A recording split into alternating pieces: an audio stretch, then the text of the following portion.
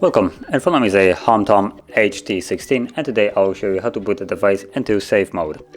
So to get started, all you need to do is hold power key, and where you see power off, instead of tapping on it, you want to hold it.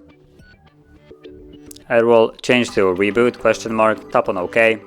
What it's asking you to reboot into, which isn't really stating it, is into safe mode.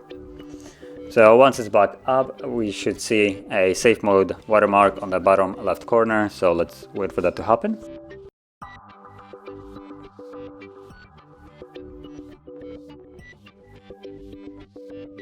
And you can see there it is, safe mode. So the device is now indeed in safe mode.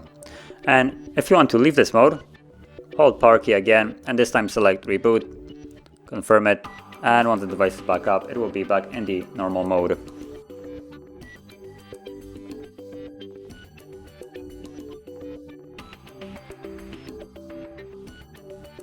And you can see we're back in the normal mode.